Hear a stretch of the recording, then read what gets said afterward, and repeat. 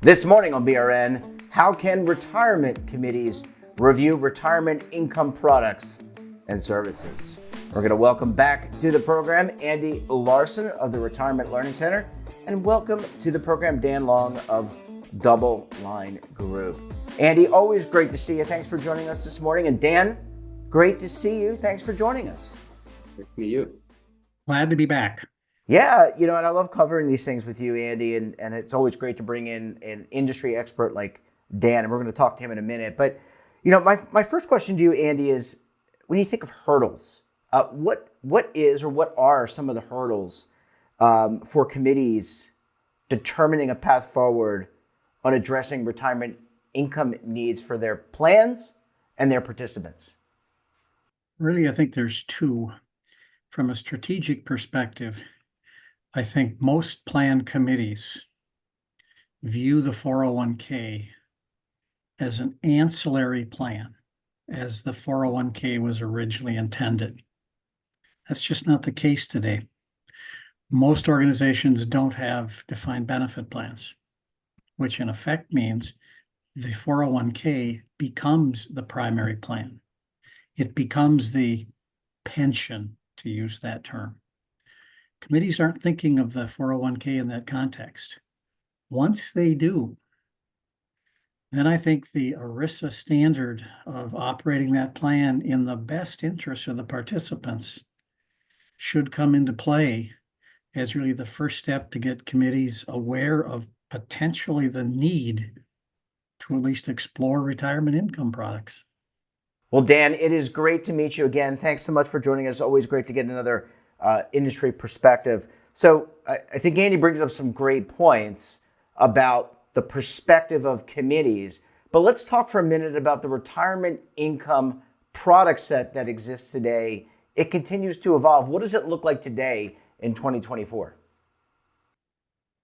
Yeah, the product set looks, it's pretty diverse, right? From my opinion, there's a lot of old products out there right now. Really good ones too. I call them old, but they're still really good. And there's a new one almost every day, Andy, right? I mean, we kind of see these alerts coming out. So it's evolving really quickly, this product set. But I think what needs to happen too is that Andy kind of alluded to kind of starting a process that the product evolution has to match the process evolution. You can't really dive into all these complex products unless you have a really good process. And I think, Andy, you said these plans are really in an interesting place. Yesterday, the Treasury just announced this new program, right, for the financial inclusion plan. I mean, I think 2 or 3 of the 5 bullets had workplace plans at the center of it. So, these products are coming. They're there now. They're evolving fast, but that process has to evolve just almost as quickly with it. Yeah, and just to follow up on that, Dan, are committee members, and by that I mean fiduciaries, are they able to differentiate? Because you're saying it's going at a fast velocity, and that's great because you want a marketplace with lots of different ideas, lots of different products, but are the committee members and fiduciaries able to differentiate the products and how they could apply to their plan, and more importantly, how the participants can differentiate them as well?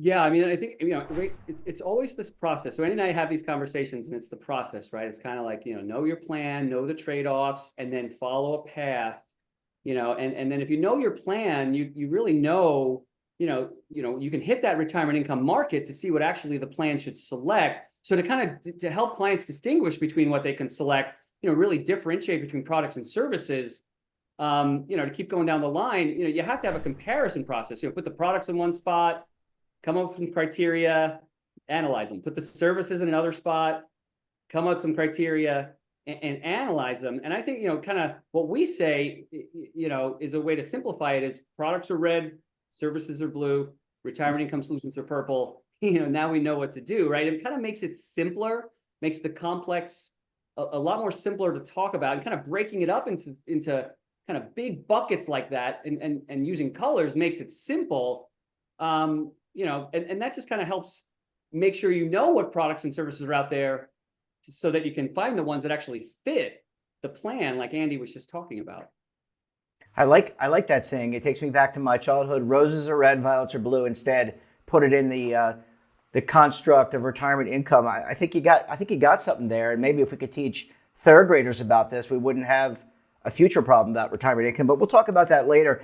Andy, I want to bring you back in on this because a lot of the individuals that typically help committees are consultants, advisors, and I guess you and I thematically have talked about education. Are these groups, consultants, advisors, retirement plan advisors, however you want to define it, are they educated? Do they have the background and the education to help, as Dan was saying, help the roses are red, or not roses are red, but help the committees make these decisions and differentiate these products? I don't want to, with my answer, I don't want to paint with too broad of brush. However, I do think that many of the advisors, many of the consultants out there, as all of us, we are prisoners of our own experiences. We have not talked about retirement income. We have not talked about the 401k being the primary plan. We haven't been involved in selection on products and services. And because we're prisoners of our own experiences in terms of not focusing on retirement income, we generally don't. There are, in my experience, anecdotally getting to be a few that are starting to embrace this. But that doesn't mean they're advocating retirement income products, but at least they're embracing the notion that the 401k is the primary. And maybe that means we operate the plan differently than we've done in the past.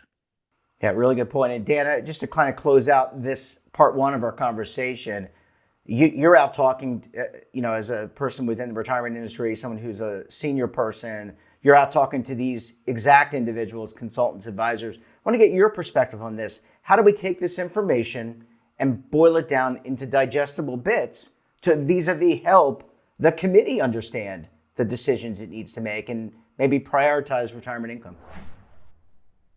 Yeah, it's interesting, right? Kind of restating, right? Each plan is going to do that differently. There's each process is going to look a little different, depending upon kind of your advisor and your providers that you're working with, your plan, what it needs.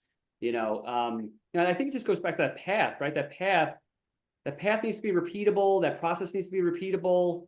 It has to be aligned to objectives, aligned to the plan demographics. The toolkit that we provided, it actually creates that sample evaluation process, by making all retirement income alternatives purple.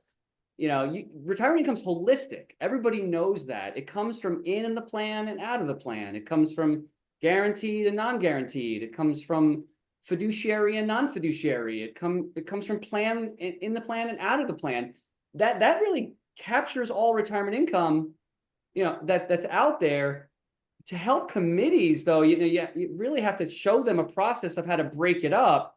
So that's what we did. Products are red, services blue, everything's purple. But once you create those buckets, that's when the process can really start to heat up, and people will really start to understand what they're buying, because they're comparing the trade-offs between the products in each of those respective, buckets. I think that those are some of the early steps in the process that need to happen before you get too far down the path to actually pick, products and services. But I think that's kind of a lot what the early steps of a fiduciary process will look like. And that's a perfect segue, Dan, to tomorrow's part two of our conversation, where we will be talking more about the fiduciary process.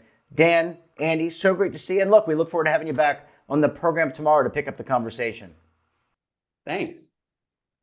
Thanks. Take care.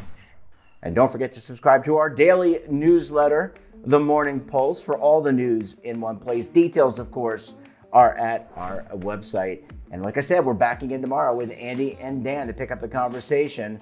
Until then, I'm Jeff Snyder. Stay safe, keep on saving, and don't forget, roll with the changes.